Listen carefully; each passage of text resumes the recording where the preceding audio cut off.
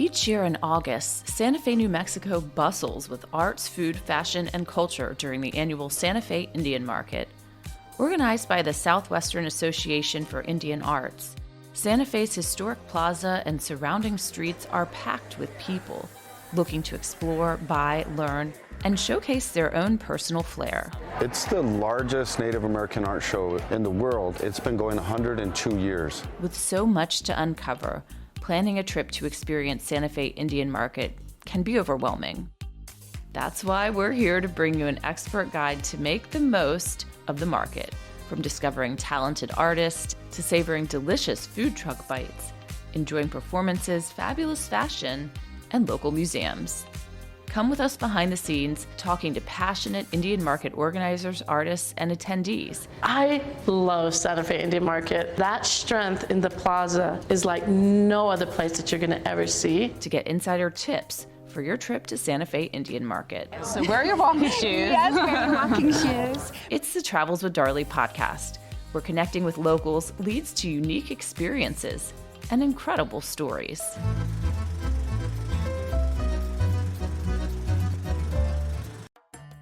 We're kicking off an exciting day at Indian Market with an introduction to its executive director, Jamie Schultz, who gives us the inside scoop on the best ways to explore the market. She meets me on a bustling street lined with white tented booths filled with colorful pottery, jewelry, paintings, and more. As we make our way through the crowd, I can already tell this is going to be quite an adventure. How many artists are here? So we're seating about 1,000 artists in the city streets of 12 city blocks. So you have quite a walk in front of you. So wear your walking shoes. Yes, wear your walking shoes. We represent over 200 different sovereign nations. So each one of those artists is coming with their cultural background, their tribal stories. A lot of our artists are just so happy to be here, but also really want to discuss their art and their inspiration and their stories with it. So we are always encouraging people to ask questions. I take Jamie's advice and stop in artist Del Curfman's booth to uncover the powerful message behind his vibrant creations. Hello, my name's Del. Nice to meet you. Nice to meet you, Del. I love the colors. I appreciate that. I love Thank you it. so much. Yeah. What inspires your work? Two main ones that I'm working with is stereotypes and references, logos and stereotypes, things that have been used in mass media, taking advantage of Native American culture and then using it in propaganda of sorts. And then also food desert. Native people, rural communities often have a challenge accessing healthy food or even food at all, right?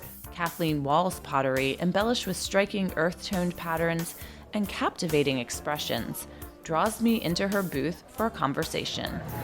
I'm from Jemez Pueblo, and I dig my clay there just like my grandma did, just like my mother did. My mother's a potter.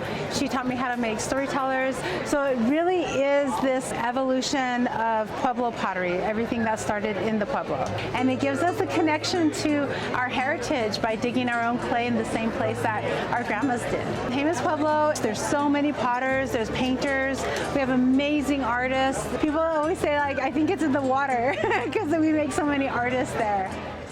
And I have to say hello to Patricia Michaels, who you may recognize from the Bravo TV series Project Runway. On season 11, she became the first Native American designer on the series. As we browse some of her latest designs on the rack. This is a great party dress. This is a great party dress. This is a great party dress. Yeah. We discuss what Indian Market means to designers like her. I love Santa Fe Indian Market. When you walk into that plaza, you are gonna be amongst tribes from North America to South America. We don't get here on our own as artists. We get here with the support of our people back home. Those come along with century-old prayers. And that strength in the plaza is like no other place that you're gonna ever see. Santa Fe Indian Market also comes alive with performances, food, and fashion, both on display and worn by visitors. Amidst the bustling crowds of people, I spot a couple wearing headbands adorned with iridescent feathers. Their shimmering turquoise and blush pink squash blossom jewelry catches my eye. So we're looking at fashion here at Santa Fe Indian Market, and you guys were standouts because of your bling. Tell me the story. We every year come and we like to wear the hats not only to celebrate the Indian market, but so we can locate each other. They're our old-fashioned GPS. And I have to say, that's pretty creative. Another place where creativity shines at Santa Fe Indian Market is with the food. If you're coming to Santa Fe Indian Market, you kind of have to get some fry bread. I'm going in on the Indian taco. This has tomatoes, lettuce, ground beef, cheese, and more. Looks really tasty. It's chewy, it's crunchy, it's savory. So many combinations of flavors. For those of you with a sweet tooth, I also recommend trying fry bread, drizzled with honey. To dive deeper into the artistry behind this grand fair, I'm stopping at Santa Fe Indian Market's Best of Show, where some of the most outstanding Native North American artists are judged in juried categories. This is the best of the best at the Indian Market, and renowned local artist George Rivera is giving me an introduction. Best of Show. This is the best of the best here at Santa Fe Indian Market. Yeah, people work on these projects for a year or more, and they bring their artwork here to compete against each other. There's tribes from all over the United States and Canada showing here. There are so many different categories, you know, from painting to textiles, sculpture, jewelry is the biggest. It's the largest Native American art show in the world, and it's been going 102 years. This is great. I'm seeing so many things that I'm sure inspire artists who come here. There's a lot of challenging going on. The competition ups their game. The fierce competition is on full display, with stunning handcrafted works spread across long tables and tall cases, while captivating paintings and photographs line the walls. The heartwarming acceptance speeches by this year's winners gets me even more excited to explore more of Santa Fe Indian Market. But first, if you're looking for a place to beat the heat and take in more art, head to the IAIA Museum of Contemporary Native Arts to view a remarkable collection of works from around the world. Housed in a Pueblo Revival building listed on the National Register of Historic Places, you're greeted by tall, brightly painted columns as you approach the entrance. The museum is operated by the Institute of American Indian Arts, a public tribal land-grant college that turns out many talented artists and designers, many of whom exhibit their work at Santa Fe Indian Market. I meet Director Patsy Phillips for an insider's tour. What does it mean to have your work exhibited here at this museum, which is right in the heart of downtown? It's close proximity to Santa Fe Indian Market. This is it. I mean, it's the founding institution for contemporary Indigenous art. The art showcased here, it's Indigenous, but it's not just from the United States, it's from around the world. Yeah. We show work that visitors would not see from anywhere else. Galleries will learn about their work here. Of course, we don't sell the work, but we connect them to the artist. While you may come here to the museum and see people who are on the rise, and in a few years you won't be able to get their stuff anymore. Yeah, that is so true. And we've heard many stories of people who've had a show here and then they go on to show in bigger places. So we're a little museum, but we're an important museum. To discover more art outside of the plaza, we're stepping inside the Museum of Indian Arts and Culture to meet with a graduate of the Institute of American Indian Arts who has gone on to do big things. A trailblazer, fashion designer Patricia Michaels has won many awards, and most recently was named a living treasure by the Museum of Indian Arts and Culture. Approaching her exhibition, I'm eager to learn more about the inspiration behind her handcrafted patterns and sophisticated designs that drape the mannequins on display. This exhibition is called Painted by Hand. So the process of painting by hand became something that was affiliated with my name, Water Lily. It's about having strength. It's an old medicinal medicine that was traded all the way from South America to Taos Pueblo. So I decided to paint my textiles by hand because it gave me the opportunity to create textiles that were never seen by a Native American designer, and allowing nature to become part of my textile. So very fluid, very natural. You were born here in Santa Fe, but you went back to Taos Pueblo to live with your grandparents and experience life there. Yes. How has that influenced you? I learned so much because the work at the Pueblo is really hard. You're living without electricity or running water. And guess what? To this day, I'm living without electricity and running water. Patricia points to a beautiful nude-colored maxi dress, covered in carefully painted pottery shards that mark the path that her ancestors once traveled.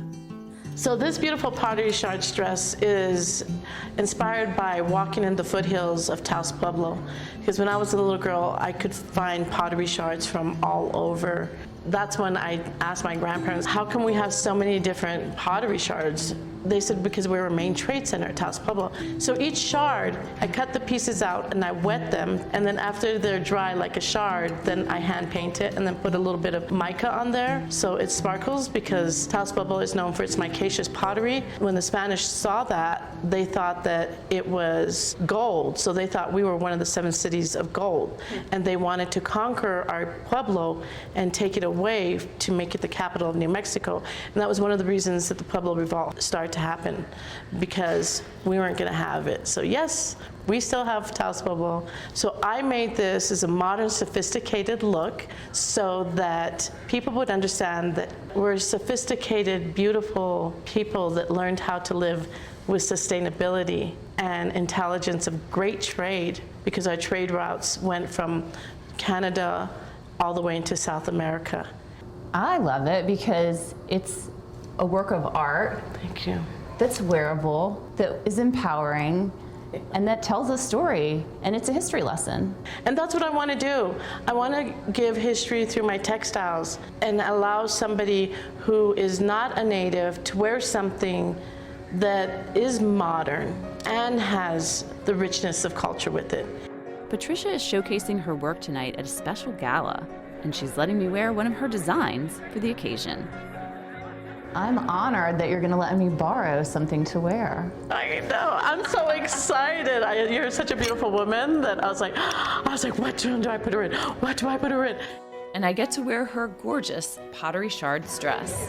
Hey, girl! Beautiful. Look at you. Because I thought she's so beautiful, and to dress somebody like you, I love all the work that you're doing. I thought I want her to look fabulous. There are special events happening during Santa Fe Indian Market, like Best of Show and the SWAIA Native Fashion Show. For these, you need to snag a ticket to attend. The gala event, which also auctions off items to support the Southwestern Association of Indian Artists, features Indigenous designs which speak to the heritage of the designers and their models. As cocktails and hors d'oeuvres are passed around, we chat with friends we've made on our travels and watch the models powerfully strut down the runway, celebrating the hard work of everyone who has made Santa Fe Indian Market possible. So if you're planning to visit Santa Fe during Indian Market, make the most of your travels by getting lost amid the inspiring art, chatting with artists about their work, trying delicious local food, and exploring the museums that showcase Santa Fe's rich history and culture. For more great Santa Fe travel tips beyond the market, stay tuned for the next podcast and listen to our previous podcasts on Santa Fe County, bringing you the most unforgettable experiences. I'm Darley Newman, and if you enjoyed this podcast, please subscribe and keep listening for more adventures across USA and into Quebec and down to the Guadalupe Islands on this exciting Season 3 of the Travels with Darley podcast.